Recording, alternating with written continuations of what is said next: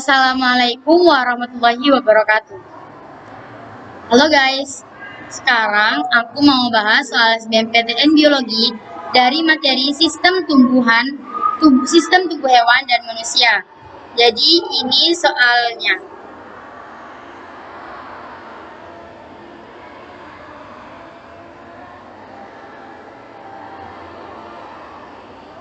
Yaitu pernyataan yang tidak terkait dengan proses prafertilisasi dan pasca fertilisasi adalah A. Dimulai dari sel dengan jumlah kromosom yang haploid, B. Terjadinya pembelahan mitosis, C. Ditentukan jenis kelamin kromosom, D. Terjadi pembelahan meiosis, E. Dikembalikan jumlah kromosom ke sel haploid.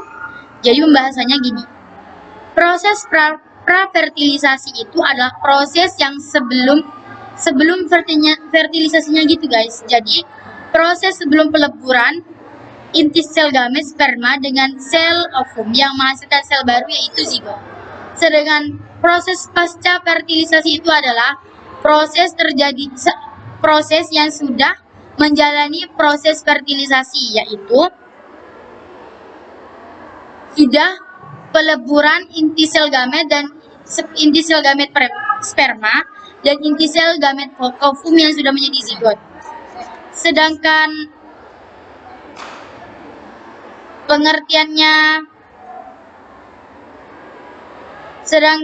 pengertian fertilisasi sendiri adalah proses pembuahan di mana terjadi peleburan inti sel gamet sperma dan sel gamet ovum yang menghasilkan sel baru yang disebut zigot.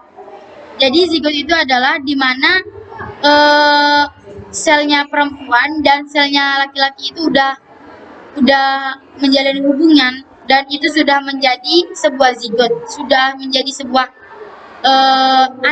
bukan anak sih, kayak buah. Proses fertilisasi itu dimulai dengan pematangan atau maturase sel telur dan spermatozoa.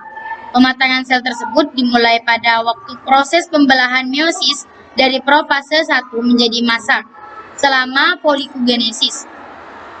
Sementara itu, spermatozoa memerlukan maturasi yang dibutuhkan waktu 10-15 hari ketika melewati epididymis. Proses fertilisasi memerlukan 3 tahap, yaitu sel spermatozoa harus menembus di antara sel-sel kumulus dengan bantuan enzim hyaluronidase. Sel spermatozoa harus mampu menembus lapisan zona pellucida dan spermatozoa akhirnya bersatu dengan membran plasma sel telur. Jika pada proses pembentukan sel gamet terjadi reduksi unsur genetik dari diploid menuju haploid, maka pada proses fertilisasi terjadi pemulihan kembali untuk genetiknya. Diperoleh individu normal 2N atau sering disebut dengan diploid. Hal ini menunjukkan bahwa fertilisasi terjadi penyatuan sel haploid dan akan menghasilkan zigot.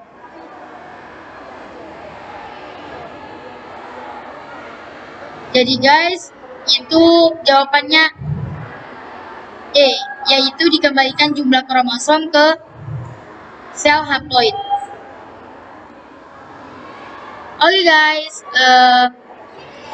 sekian pembahasan soal SBMPTN Biologi dari saya. Kurang lebihnya mohon maaf. Assalamualaikum warahmatullahi wabarakatuh.